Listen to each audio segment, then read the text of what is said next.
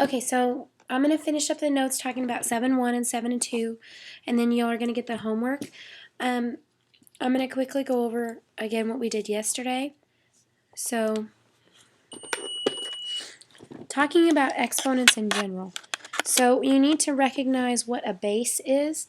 So when we look at the laws of exponents, when I say the word base, it means these b's. It means what is being raised to that power. So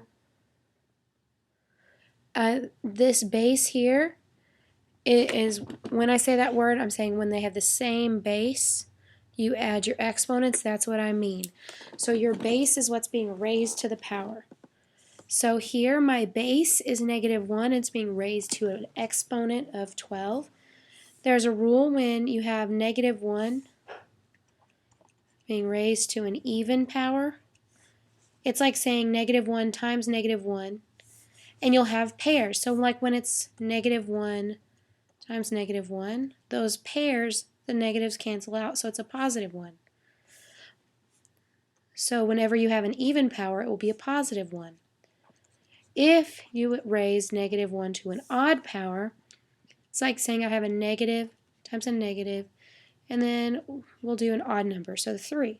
So it's a negative times a negative, which would be a +1, but then we've got this -1, which means we have a -1. So whenever you have an odd power, it automatically means you have a -1. So you just can remember that rule there. Okay, let's look at number 2. Number 2 is, it says something that's very important for you to make the difference with. It's the negative of 3 to the 4th. So 3 to the 4th power is 3 times 3 times 3 times 3. So you could break this down and say, okay, well that's just 9 times 9, because I multiply 3 times 3 here, 3 times 3 here. So 9 times 9 is 81. But the negative of that is -81. Now you need to make the difference, because the difference is that negative here is outside of a parenthesis. Notice this negative was going to be inside the parentheses, and it was raised to that even power, so it became positive. So it's different from -3 to the 4th power. That would be like -3 times -3 times -3 times -3, which would be a +81. And those are not equal, so you need to know the difference. Okay, so this right here means this first one. Okay, you need to remember about negative exponents. When you have a negative exponent, that means you are going to have the reciprocal. Reciprocal just means to flip it. So when you have a fraction raised to a negative power, you're just going to flip that fraction. So it's going to be 3/2, and then I change that to a positive power, cubed. Now when you raise a fraction to a power, you just raise the numerator to that power and the denominator to that power. So 3 cubed is 27, 2 cubed is 8, and there's my answer. Okay.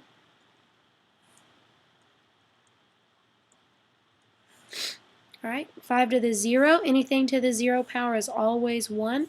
So whenever you see a 0 power, it's automatically a 1. Okay, here I have my base is 5, so automatically I have a first power right there. So this is 5 times 5 squared. So this is this rule right here. I have the same base, so I add my exponents. So 5 cubed is 5 times 5 times 5, which is 125. Okay, this last one here, it's the one that was a little complicated. I'm going to actually bring it down over here and start it.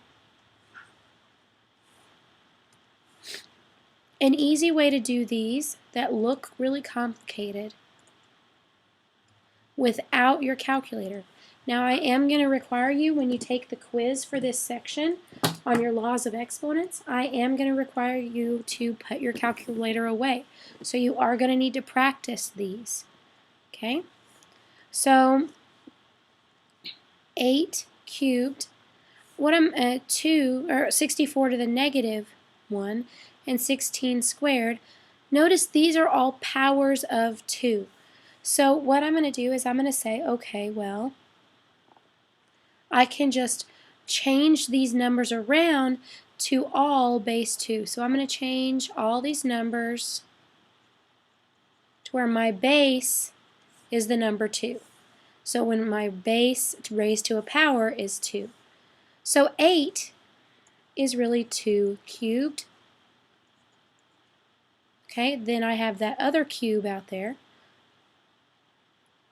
64, so let's see, we have 2 times 2 times 2 times 2. That's 2 times 2 is 4, times 2 is 8, times 2 is 16, times 2 is 32, times 2 is 64. So how many 2's do we have? 6. So 2 to the 6th to the negative first power all over. Now 16 is 2 to the 4th. And I still have that squared. Okay, so now I have changed everything to base 2. Now I can use all of these rules. So when I have the same base, I can add my exponents. I can multiply my exponents when I have power to a power. Okay, and when I have negatives, I can move them to the bottom. Okay, so 2 cubed cube, I multiply those exponents, so that's 2 to the 9th.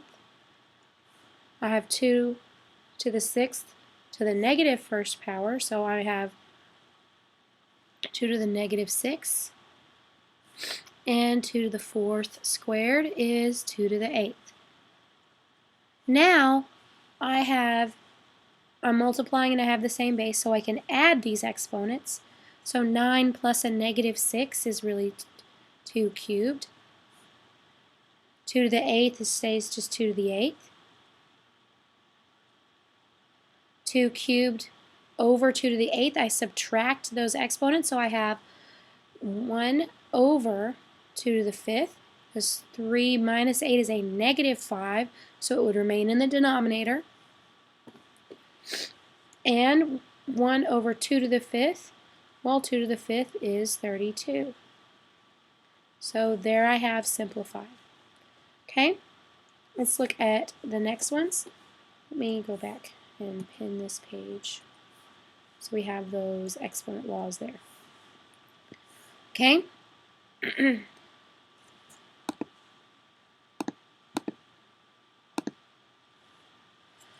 Alright, so looking at number 7, using the laws of exponents to simplify. Okay, multiply those coefficients. Have the same base, so I add those exponents, so a to the 4th. Okay. Number 8, I can reduce the 27 over 45. They're both divisible by 9, so 3 over 5. A cubed over a to the 4th, I subtract. I have a to the negative 1, so that goes down here. B cubed, I don't have anything else with it, so it just stays where it is. C to the 5th over c squared. I subtract those exponents, and I'm left with a positive 3 as my exponent, so it stays up top. And that's my answer. Okay, let's look here. When I have everything in parentheses raised to a power, I just take everything to that power. So this is negative 3 to the 3rd. So that's a negative 27. X cubed is just x cubed. Power to a power is multiplying exponents, so y to the 6th. And I'm done. Number 10, notice my base is not a number here, it's an a, but it's still the same, so the rule still applies. So I have a to the x plus 3 plus x minus 3. I'm just adding my exponents. So to simplify that a little further, I'm adding my like terms, and 3 minus 3 is 0, so I'm just left with a to the 2x. Okay? Now number 11, you could do a couple of different ways. You could go ahead and switch these around first because you know your negative exponents means it needs to go up or down or wherever it needs to go. Or you could just follow the rule that says when I'm dividing, I subtract my exponents. So what that really means is I have x to the negative 2 minus a negative 3. So it's x to the positive first power. Y cubed over y squared is just y, stays on top. And z to the negative 1 is just going to move to the bottom because I don't have another z to add to it. So this is my answer. So if you realize that you could just use the rule here, it actually reduces a little work for you because you don't have to switch things around first. You can just subtract. Okay, here, this is a distribution problem. All you have to do is distribute this value over this trinomial. Okay, so I am going to distribute 3 times 2 is 6. Y to the negative 3 times x to the negative 2. Those are both negative, so they're going to go on the bottom. So x squared y cubed. Now 3y to the negative 3 times xy. 3 times 1 is just 3. I don't have any other x's, so that stays. Now I have y to the negative 3 times y. That just means I'm going to add my exponents. It's the same base, so I add. So this is y to the first, so negative 3 plus 1 is still negative 2. So y to the negative 2 is going to go in the denominator as y squared. Okay, now I distribute here. 3 times 1 is 3. 3 to the negative third times y squared. I add those exponents. So negative 3 plus 2 is still a negative 1, so negative 3 over y. Okay?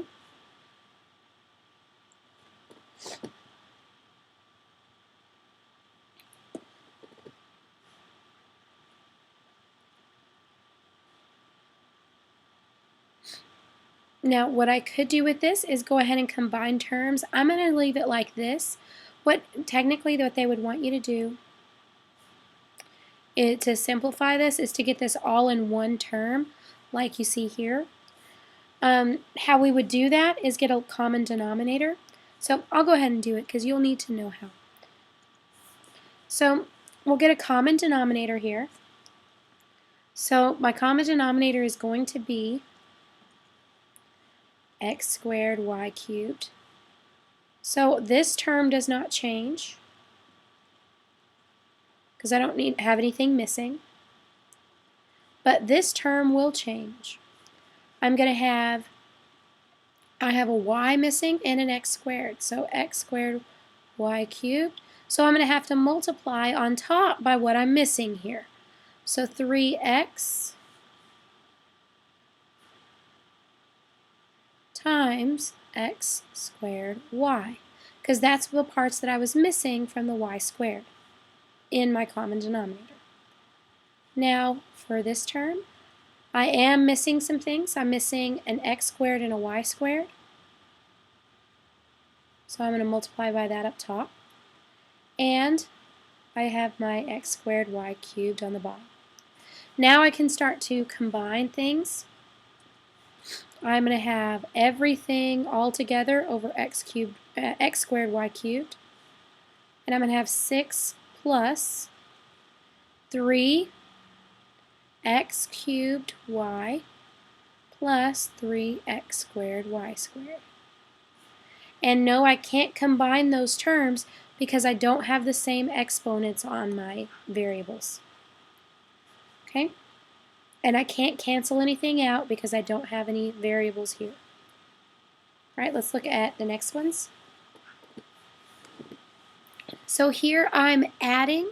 So let me simplify this one first before we start to add things because we can't really do that yet. So I'm going to rewrite this as 4x cubed over y to the 6th plus, now I'm going to go ahead and multiply the exponent out there so that we can see what this really says. X to the negative 1 to the negative third power Well, I multiply those exponents, so that's a positive 3. So x cubed stays on top. Y squared to the negative cube power, I multiply those. That's y to the 6th. So what I'm really have is 4x cubed over y to the 6th plus x cubed over y to the 6th. So when I combine like terms here, not y sub 6, y to the 6th, 4x cubed plus 1x cubed is 5x cubed. And these are different variables, so I can't cancel anything, so that's my answer. Okay, number 14. Now, I am not going to subtract these exponents like I did before because I am subtracting. So what I've got to do here is I've got to do something a little differently. What I'm going to do is I'm going to rewrite this one first. The only reason I'm going to rewrite this one first is because of that subtraction. So this really says I have 1 over x squared minus x squared all over 1 over x minus x. Now this looks like something we started with at the beginning of the year, where we have to get rid of these fractions inside the big fraction. So I'm going to multiply by the common denominator for those fractions, and it's going to be x squared. So I'm going to multiply by x squared over x squared. Now I've got to distribute it through. So x squared times 1 over x squared just leaves me with 1 minus x squared times x squared is x to the 4th. X squared over x leaves me with x, and x squared times x is x cubed. Okay? Now I could factor these, but I'm not going to right now. That we'll worry about that later if it asks you to factor. Right now we're just simplifying, and we've simplified as much as we can. Okay? This one's another one like 14. Because of that subtraction right there, I'm going to rewrite this first. So 1 minus x over y, because of that negative exponent. I have 1 over y minus 1 over x. Now notice here what I'm going to have to multiply by is not only a y, but also an x. So I'm going to have to multiply by xy over xy.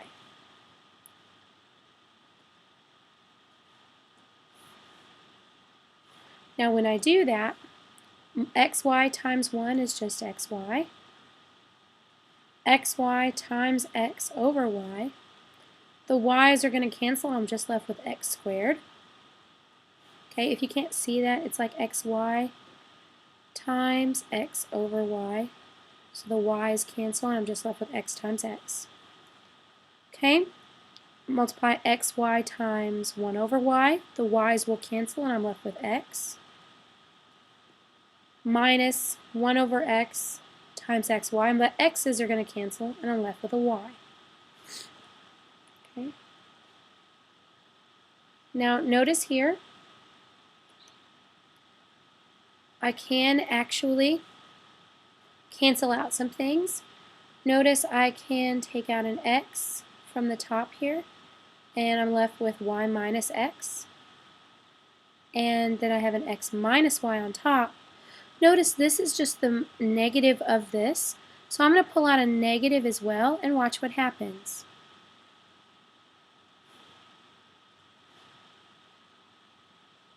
So when I pull out a negative x from that, I'm left with x minus y, and those will cancel. So what I'm really left with is just negative x. Okay, so let's look at this one here. Now because of this addition, just like I did in 14 and 15, I'm going to rewrite what's inside first.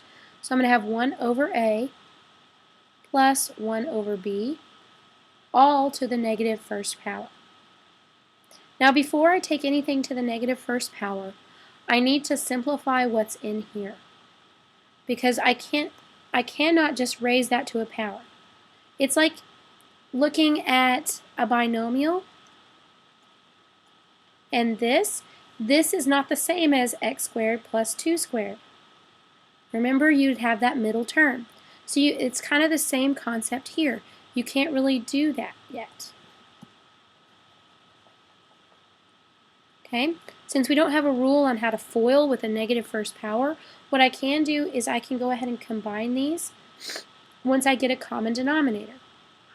How do I get a common denominator? Well, I'm just going to multiply the two. So I'm going to multiply both of these times AB, and I'm going to be left with, so this is going to be, excuse me,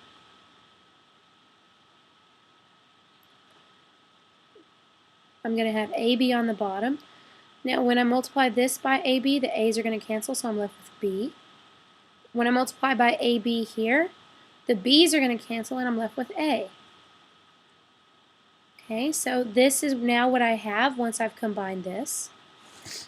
Okay, if you're not quite sure what I did here, so what I did is with my common denominator of AB, I multiplied first times 1 over A. So my A is canceled and I was just left with a B on top. So I had B over AB. Then I had to multiply by 1 over B. So the B's would have canceled and I would be left with A over AB. So B plus A over AB is what I got.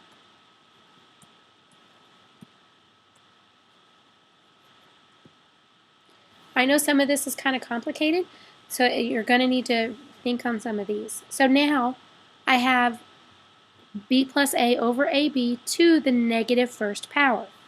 Well, anything to a negative power means the reciprocal, especially when you're looking at fractions. When you have a fraction to that negative first power,